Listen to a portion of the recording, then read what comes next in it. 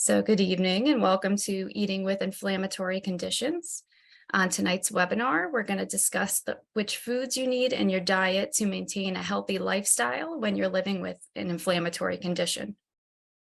Our speaker today is HSS nutritionist Laura Gabofsky. Laura is a senior dietitian at Hospital for Special Surgery, where she specializes in delivering nutrition care for rheumatic and orthopedic conditions. Laura received her undergraduate degree in dietetics from University of Wisconsin-Madison and a master's degree in public health nutrition with a concentration in maternal and childhood nutrition from Case Western. Laura has authored numerous nutrition-related articles and lectures on a variety of topics, including managing inflammatory conditions with diet, bone health, and weight management. Her professional focus is helping patients achieve their goals by promoting healthy, nutritious, and balanced food choices in a realistic and achievable way. So we're so excited to have her here today. I'm going to close up this poll here. Lots of New Yorkers and many people with an inflammatory condition. So we're looking forward to learning from Laura, and I'll hand it over to you to get started with kind of an overview here. Okay, thank you. And thank you everybody for joining us tonight. Nothing gets me more excited than talking to people about nutrition. And so I'm really excited that you are all here.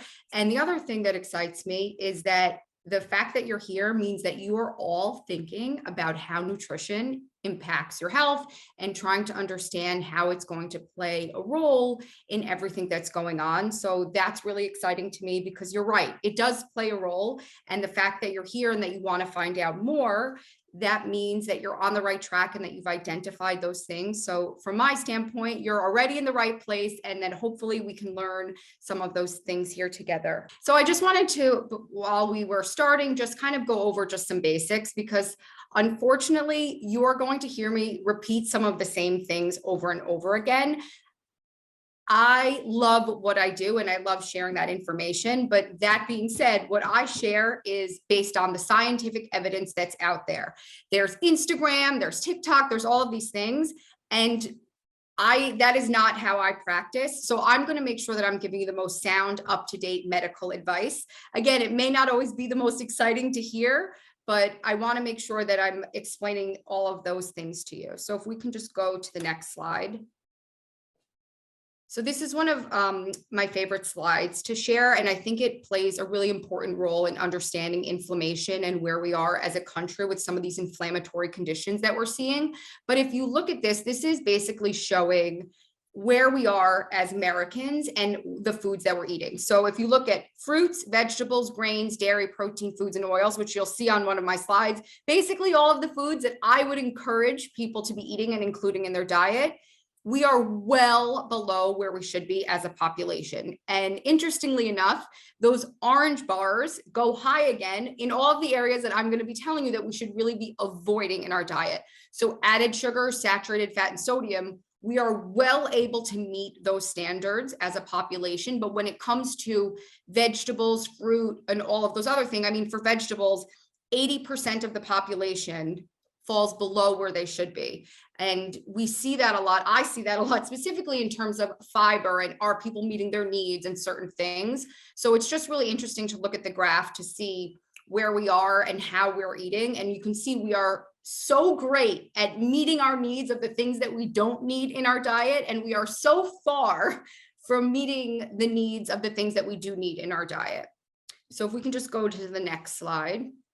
So again, if we go back, if we're thinking about what I just said on the last page, essentially what I spend my day and what we will be spending tonight speaking about is eating more fruits and vegetables. We want to include more lean protein. We want more fatty fish in our diet, low fat dairy, whole grains. Those are all the things that we need to eat more of. Remember, we want that orange to go from the left side. Eventually, hopefully I can give this lecture and all of the bars will be on the right side to say that we're all meeting our needs.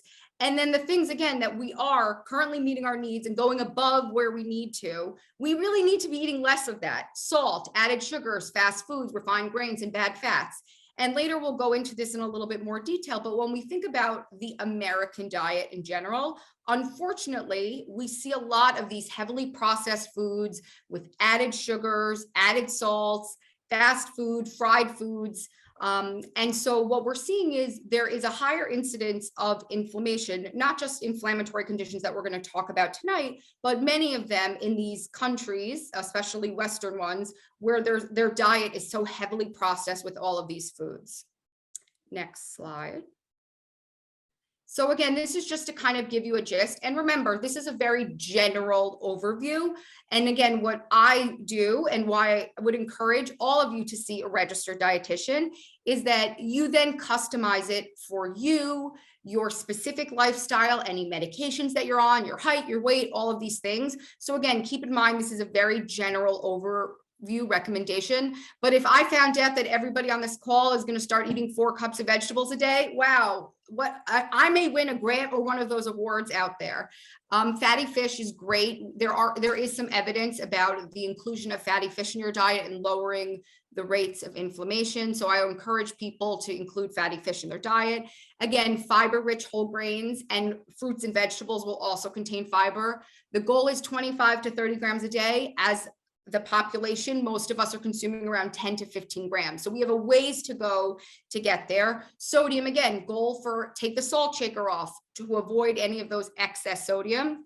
Again, nuts, legumes, seeds, really include that in the research with these plant-based diets, and including more of these less meat processed foods is a great way to also, and I know we'll talk about vegetarian maybe a little bit later, but to make sure that there are great protein sources and they don't only have to be from steak and chicken. There's a lot of great ways to get protein in your diet. Again, we want to limit the processed meats. Remember, that's in our bad on the red thing, bacon, sausage, salami, bologna, things like that. And again, saturated fat, we want to try to keep that low. And water, water, water, water. And again, maybe some people don't like water, and that's okay. But I always tell people, when you go to the hospital, what do you see hanging next to you? You don't see a bag of Coke. You don't see a bag of Diet Coke. You see water, because that's what your body is made up of. And so that's really what it needs. So again, this is just a good general overview so that you have this with you. So next slide. The other thing that I really like to talk about, because it gets really overwhelming and confusing, is label reading and bringing it back to the basics. So our job is to be smart consumers. Their jobs, these big companies, is to get us to buy their products. And they're going to throw fancy stuff on the labels, and it's overwhelming. There's not just one peanut butter, there's 70. There's not just one slice of one type of bread, there's hundreds. It's overwhelming. So what I want to empower all of you with is the best way to read a label. So the first thing I always like to do is to look at the ingredients. So here we can see this one is natural, this one is reduced fat, but look at the ingredients. In this natural version, there's sugar and palm oil. That's not natural to me, in the sense that I didn't think that peanut butter had sugar in it. And again, here's one that's reduced fat, but look at the list of all of the other stuff that's included in it.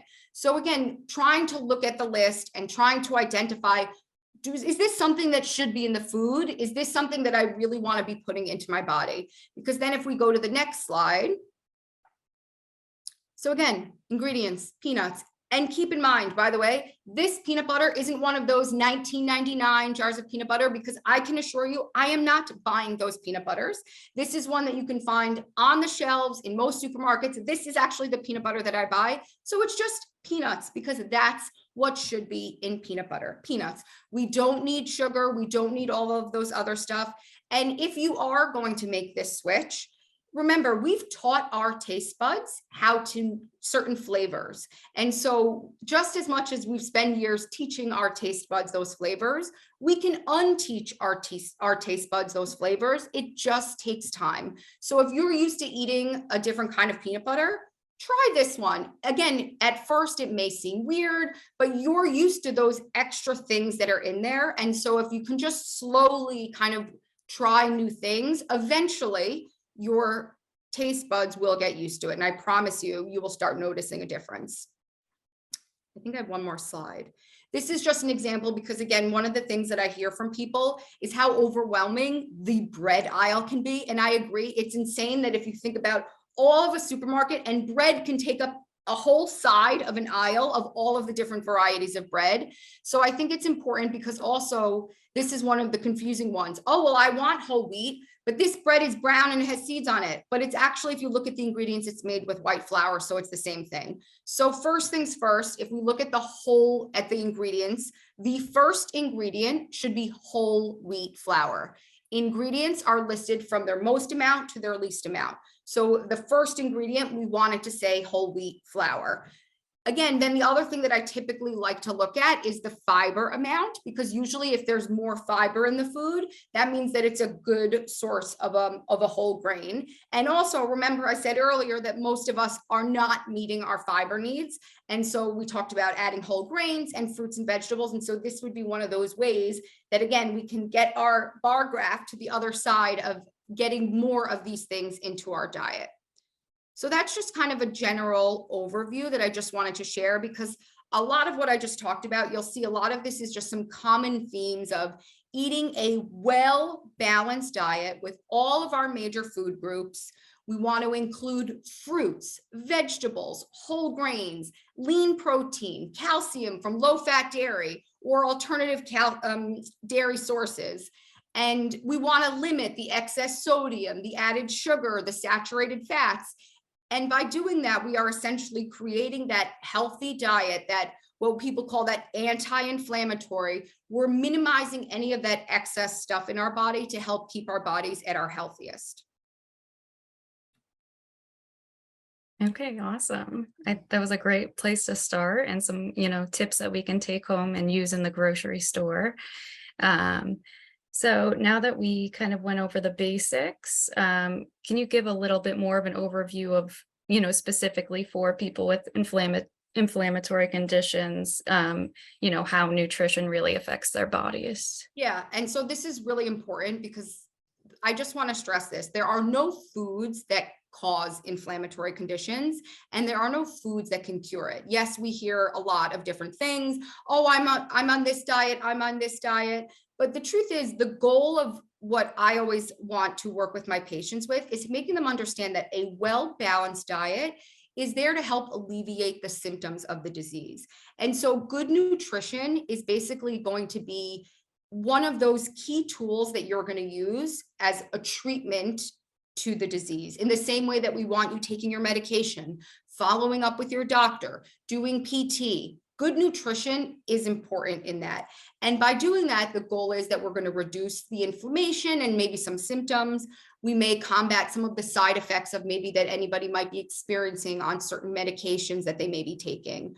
We also know that with these inflammatory conditions, it can increase your risk of heart disease. So again, by balancing our diet and avoiding certain foods, we want to reduce that risk of heart disease.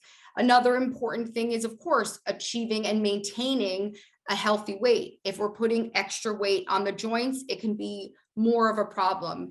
And then, of course, maintaining strong bones and muscles, which is something so important that we talk about at Hospital for Special Surgery all the time. But again, and with certain medications, it may make you more at risk with that. And so that's why we want to make sure that we're including all of these foods to help make sure that we can include this as part of our overall treatment plan for the disease. And so the other thing that I always like to use analogies a lot, so forgive me, but I always tell people that I think of good nutrition as those roots in the ground. And so life is going to happen. That wind is going to blow. Maybe you're going to have a flare up or something's going to happen. But if you have good nutrition and your roots are deep in the ground, you might just sway, but you're not going to fall over. And that's the goal. And so if we can help you making sure that you're making good, healthy choices to support your overall health, it's just going to make sure you may wobble or sway a little bit in the wind, but you're not going to be completely knocked down. Okay, great. So going into kind of more of a specific, one of the conditions we might talk about tonight, what foods are beneficial for someone that has rheumatoid arthritis, helping to alleviate those pains? Yeah, again, this is there's really no magic answer here. And I said this at the beginning, my full disclosure, most of my answers will end up being the same. And because I want to make sure that I'm giving the most up-to-date advice, and full disclosure, if something changes, I promise to get the full list of participants on here from Bonnie and reach out to you all personally to let you know, oh, I said this and this has changed, because that's how passionate I am about this. But again, a well-rounded diet with all of your major food groups, good diet diversity is going to help make sure that you're feeling your best. And again, we just mentioned this before, but make with RA and all of the inflammatory diseases, but we want to also be extra mindful about maintaining that healthy weight. So if we are overweight, maybe just making sure that we're watching our portions and things like that. And again, those added sugars or certain things, because we don't want to put any excess weight onto the joints. Right. Okay. And this other question, I think somebody actually already asked about it as well in the Q&A. What are nightshade vegetables, and do they have an effect on someone with, say, rheumatoid arthritis? Yeah, so this is something I hear a lot of. So the common nightshade ones are going to be eggplant, potato, tomato, peppers, and that's going to include bell peppers all the way to your jalapenos and habaneros if you like to get creative. Interestingly enough, potatoes are a nightshade, but sweet potatoes are not. There is no scientific evidence to date to support the connection between a nightshade vegetable consumption and increased inflammation. That being said, if you eat eggplant and you feel that it inflames your joints or that you have a flare up or it makes you feel sick, don't eat eggplant. If you remove some of these foods from your diet and you replace them with other sources of fruits and vegetables and whole grains, you will still be able to meet your needs. So if you just say, I don't ever want to eat eggplant, it makes me feel ill, or I don't want potatoes, I notice this, by no means am I saying that that is not true or anything like that. But again, remember, we're looking at large scale studies to see those recommendations. So if you notice that those foods have an effect on you, no need to eat them, just making sure that you're getting those sources from other areas. So if you're not eating peppers, for example, which is an excellent source of vitamin C, making sure that you're having citrus fruits and other vegetables that will make up for that vitamin C intake. So again, there's no scientific evidence, but if you feel that they are bothering you, by all means, and you don't want to eat those foods, that's fine, but just making sure that you know that you're still getting good sources of fruits and vegetables from other places in your diet. That's a popular question that I get asked a lot. And so my answer is always, and that's the same with anything. If you notice that something is bothering you or aggravating, that's okay. Where we become concerned is when you start taking out large food groups, not this food or that food. That's when the real concern from a nutrition perspective comes up. Okay, awesome. I had never heard of that until now, so I'm learning. Related, someone said, are tomatoes a nightshade? They are. So think about tomatoes, tomato sauce, ketchup, barbecue sauce, all of these things. And again, if you want to be one of those people who can eat tomato, if you can be one of those people who eats tomatoes and that bothers you, but having those other things may not, that's okay. Remember, this is your body and your response, and that's fair for you to feel that way, to just not eat that food. That is okay, because each person's body will respond differently. All right.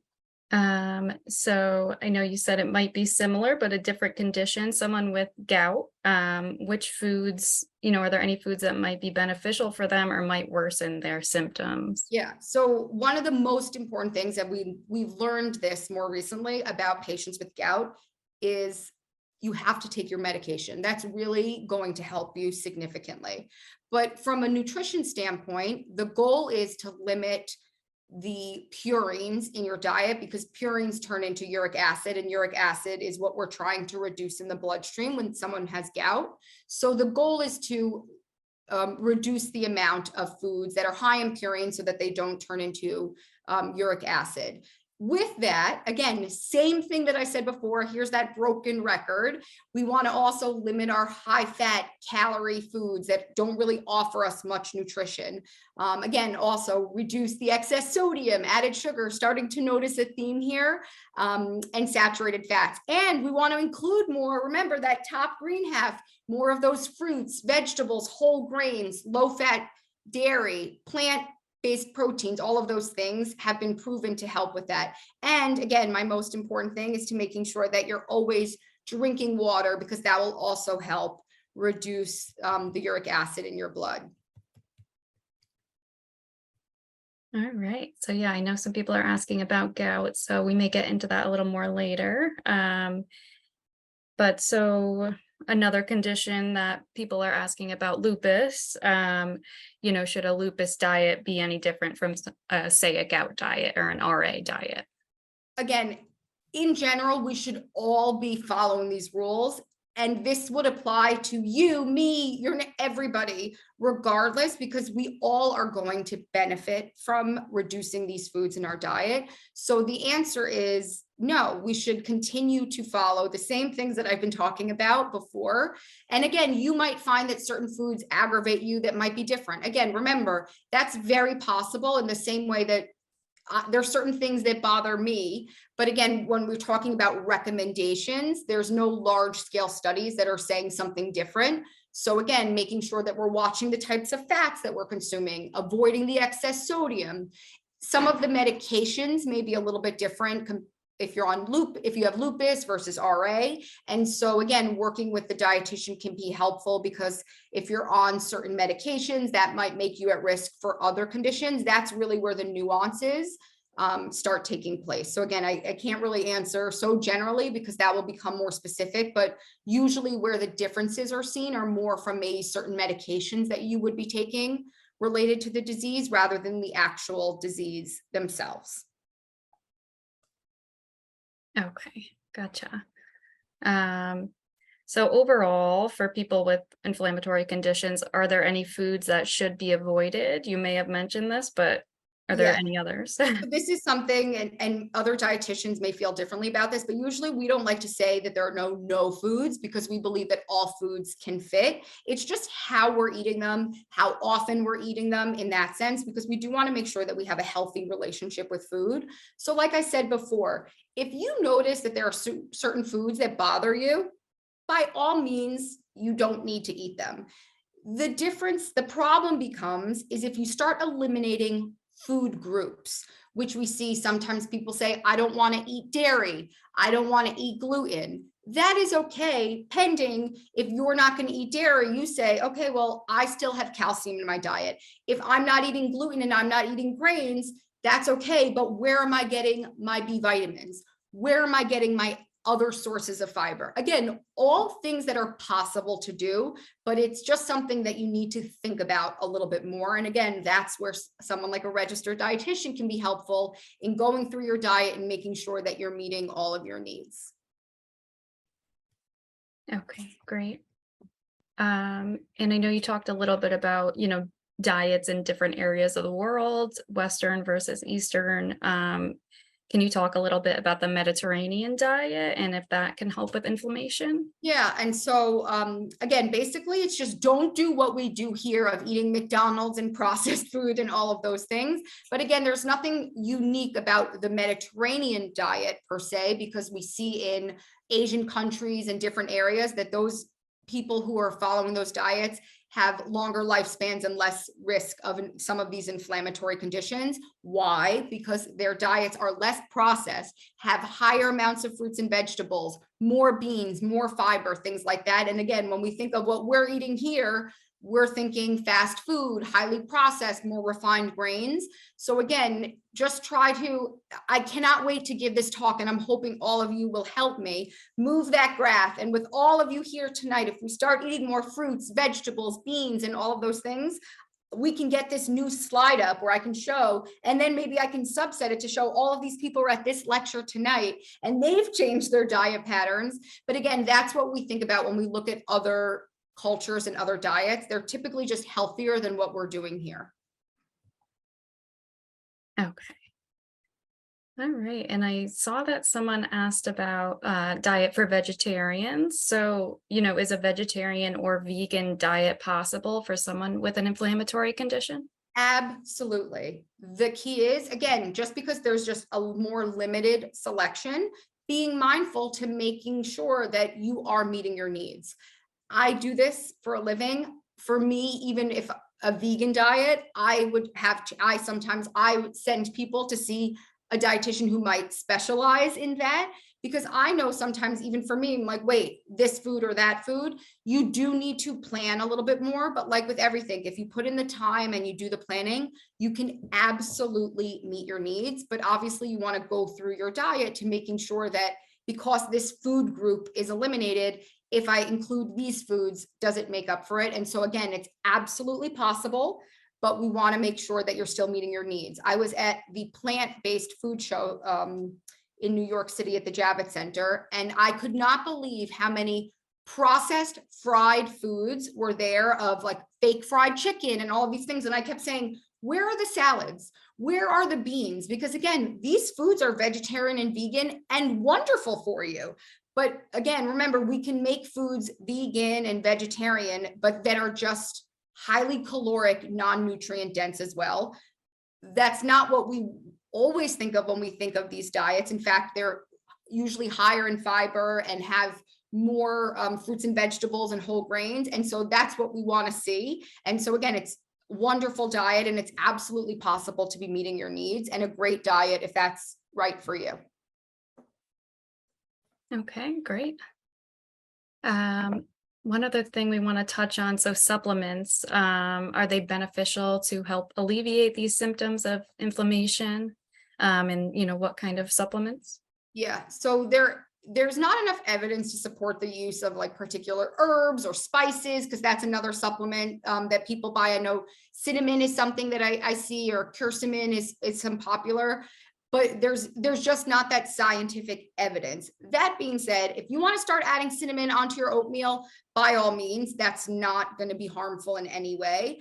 But again, the same thing, I always just full disclosure, supplements are unregulated. So the quality of them and the content of them may vary widely, but it doesn't mean that it may not fit within your plan. So talking to your doctor about maybe starting a multivitamin, or if calcium or vitamin D, there are some brands that are better than others in terms of the quality of the products and that they're third-party tested. But with any of the supplements, there's not enough data to confirm the safety or effectiveness. And so again, a well-rounded diet with all of your major food groups can help make sure that you are actually meeting your needs and that you don't need any of those additional supplements in your diet. All right.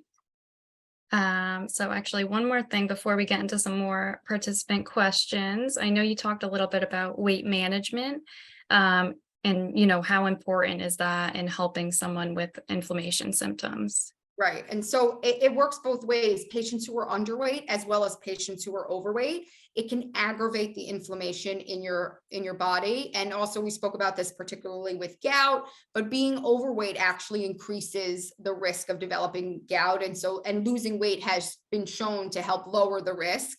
And so maintaining a healthy weight, and with that, that means not only maintaining it, but doing it in a way that is healthy. And so we recommend no more than 1 to 2 pounds a week. And we don't want such a significant caloric deficit. So usually it's around 500 calories from your diet each day. And again, that shouldn't just be done with you deciding that. Talk to somebody, let them help you, and making sure that those 500 calories are the good 500 that we want to remove, not coming from the good foods that we want to keep in your diet. Okay, awesome.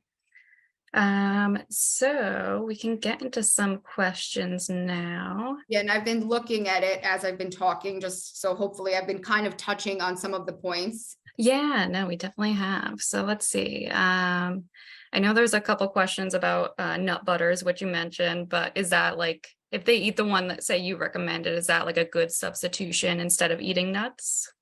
You can eat nuts. Nuts are just nuts. That was just the point that I was making. A nut butter should just be the nut that you would be eating.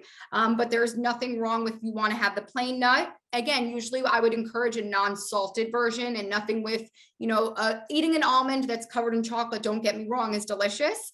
But that's not the way that we want to include nuts in our diet. It can be a sweet treat that maybe that you'd be having, but plain unsalted nuts would be my recommendation. Okay.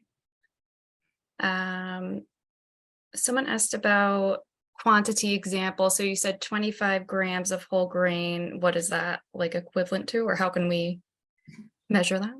Yeah, so it's definitely, so I always say, so it depends on the the types of fruits that you're eating. So things like berries will be a higher amount compared to things like bananas. So again, sometimes varying your fruits and vegetables rather than sticking to the same ones can be helpful in terms of adding to that. Whole grains is important. So again, I know people will say, well, I'm gluten-free or I'm doing the no carb. That's fine. But then where are you getting your sources of fiber? So that's also where we see this challenge, is that everybody's on some sort of diet, but that doesn't mean that they're eating correctly. I'm on a diet. My diet is one that's healthy, well-rounded. So diet doesn't have to mean that you're on some sort of fad. It's actually what we're consuming into our bodies. So just making sure, and sorry, I just saw a comment that I was speaking too fast, so my apologies. I'll try to speak a little bit slower.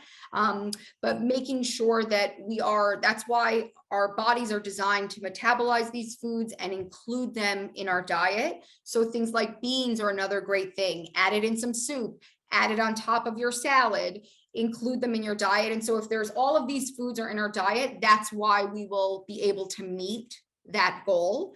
And the reason why it's hard for us to meet that goal is, again, we have those other foods that are preventing us from getting there. Okay, gotcha. Can you give examples of types of unprocessed meat or like meats that are good to eat for protein? Yeah, so we usually recommend leaner meats. So plain chicken breast, even having a lean piece of red meat is okay. What we're more concerned with are the things like the salami, the bacon, and things like that, because again, they're heavily salted and have a lot of excess saturated fat.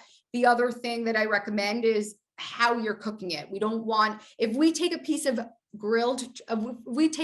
chicken breast and we dredge it in flour and we fry it. Same thing. I had a patient once who got me, they said, oh, well, I talked to them about eating more vegetables, and they came back that they started tempura frying their vegetables and dipping them in ranch. And all I could say was, you are right. I told you to eat more vegetables. I didn't say how. So again, the cooking method is equally important to how we're including these things. So in terms of, rather than grilling is a choice, roasting, broiling, even letting some of the fat drain off, or choosing kind of those 80-20, 90-10 cuts rather than the soup, or even trimming some of the fat off if you're getting a heavier, fattier piece of meat. And so again, you can still eat all foods. It's just how we eat them. So if you think about it, when you go to a restaurant, nobody needs to eat a 40-ounce tomahawk, or even some of these sizes of meat that we see. It's typically for 2 to 3 people. But the truth is, we just need 4 to 6 ounces of a protein, usually 4 ounces. But most of us are consuming more than that. So just being mindful of the portion size, in addition to the cooking method, is equally as important. Okay. There's questions about, specific foods like full fat Greek yogurt. Are eggs inflammatory? Yeah. Yeah, so full fat yogurt is fine. I typically recommend, I'll start my patients maybe on a 2%. Again, it's all relative also to the types of food that you're eating. So if I hear that somebody's eating a heavily processed diet with maybe some of those other meats, I'm going to pick one thing to focus on. So maybe I start with a low fat dairy, because I know that they have so much other sources of fat in their diet. But if the full fat Greek yogurt is working for you and you find that it makes you feel fuller, and you're watching your fat sources from other places, by all means, it's a perfectly fine choice. And what was the other question about eggs? Eggs are great. I actually made myself scrambled eggs for dinner last night because I didn't have anything. So that's a perfectly fine option to include. Remember, the protein is in the white, but there's also a lot of good vitamins in the yolk as well. And the good news is that egg prices have started to come down more recently. So we can all start including it in our diet again. That's great news. Let's see. There's some supplement questions, which, fish oils, calcium supplements, you kind of touched on a little bit, but. Yeah. So again, fish oil, and there are some supplements that are actually medical grade for the fish, for the omega-3s. I'm a believer that eating from diet is the best way to obtain all of our food. That being said, if you do want to speak to your doctor about fish oil, again, there has been some studies that shows that it reduces inflammation. And what I do hear from patients is that it leaves kind of like they may be burping up fish a little bit later because they have that aftertaste. So I would talk to your doctor. Again, there is some medical grade omega-3s that can be a prescription. But or if you're going to choose one that's from a credited source with a USP label on it would be a good option.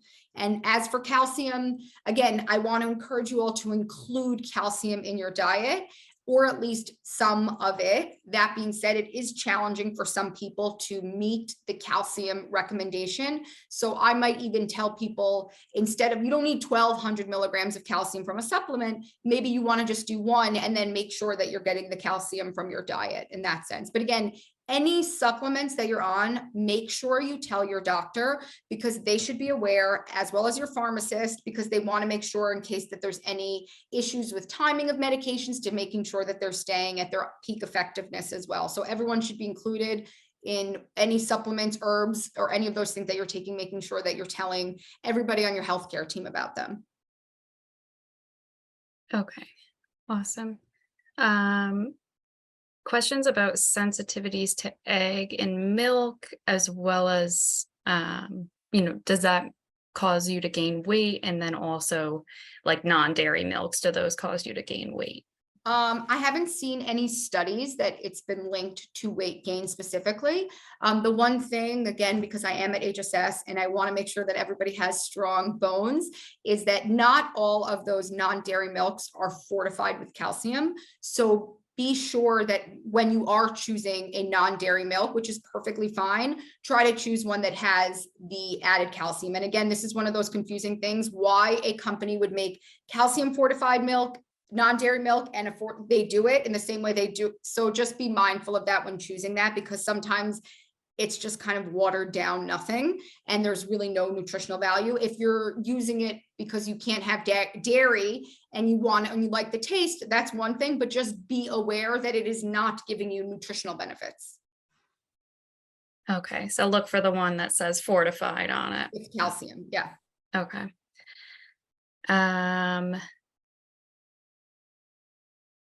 Let's see, avoiding sugar and flour to lose weight. Don't want to avoid it completely, as you said, but maybe. Yeah, I mean, if you, it's in certain foods, but again, it goes back to the point, if you're going to start choosing more natural foods, being more mindful of food labels, choosing things that have less added sugar, I think that that's a great thing and you would see benefits from it. But again, when we think about diet and lifestyle, I want everybody to adopt something that's lifelong and long, and that they're being able to easily implement it every day, rather than saying, I'm doing this for 1 week and then on the weekends I do this. They're just choices that we're making. And then you could say, okay, I made this choice today. What can I do differently to prevent me from making that choice next time, so that I can feel better about my dietary choices? Okay.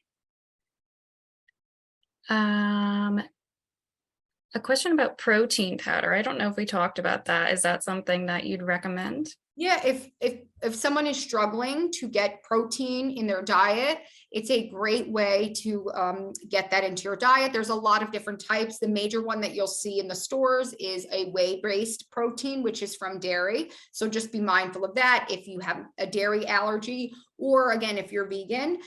There are also some other newer soy protein powders, and the newest one that we see a lot of is the pea protein. Again, one is not healthier than the other, it's just what works with your lifestyle and what you choose to, and you may prefer one of the tastes compared to the other, but they're all fine choices. It's just gonna whatever works best for you, your lifestyle, and also from a financial perspective as well. Okay. A question about prebiotics and probiotics. Is that something you'd recommend for gut health, and dosage or any other info? Yeah. So actually, everything that we've been talking about tonight all falls into that category, because beans, fruits, vegetables, all of these different diet diversity will provide you with those pre and probiotics. What we are definitely going there, and I know gut health is a big hot topic, and the microbiome. We don't necessarily have the research to date that shows what we're starting to see is more, we're noticing, oh, this is a common strain that we're seeing, we see this, but we haven't yet linked it to if this, then this. And again, remember, all of our gut biomes are different. So what your diet diversity may be different than mine. So again, that's why if we're eating different foods, different textures, and we're varying them, we're kind of always making sure that we're getting that good gut bacteria to maintain, and that we're not feeding that bad bacteria and letting it grow. We're constantly making sure that we're having foods to let that good bacteria that's unique to us flourish in that environment. Okay. And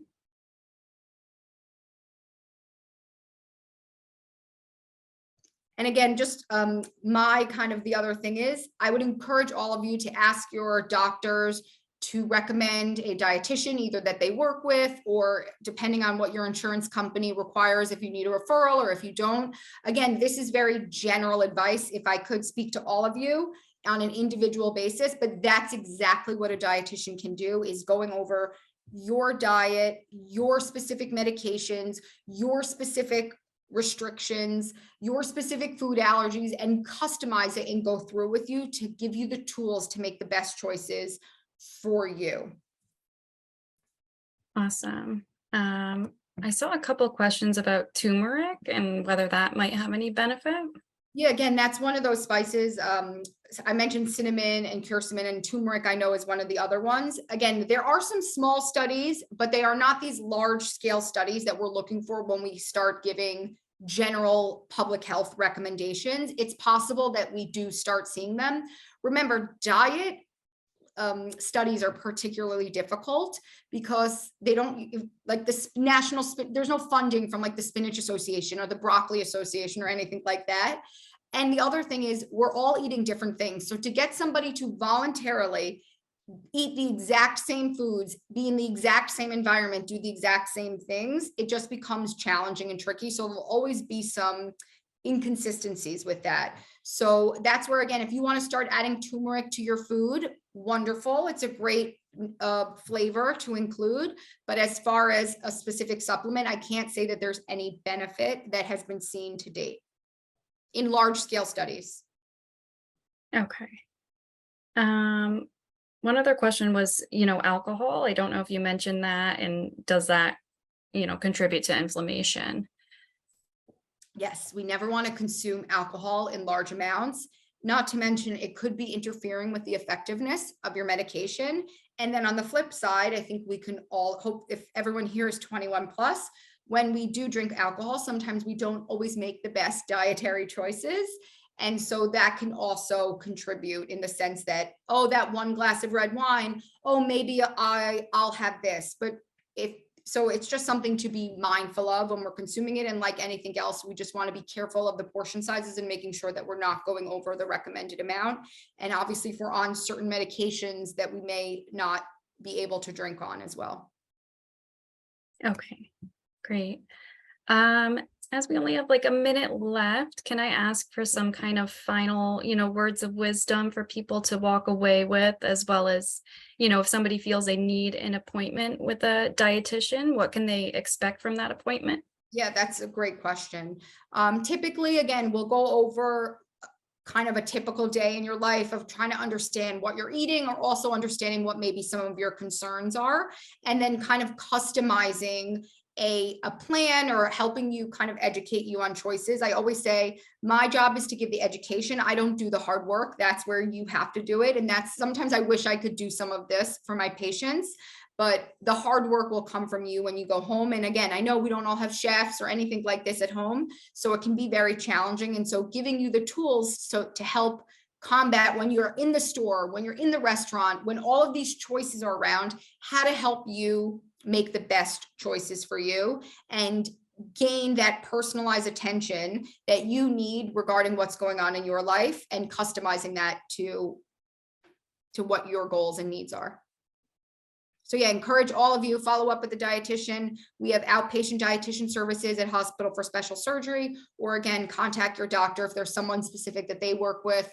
This way, kind of everybody's in the same care team.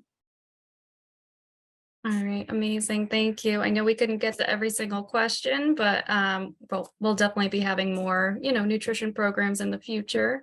But thank you so much, Laura, for coming tonight. This was very informative, and I hope that it helps some of you guys out. And thank you, everyone, for joining.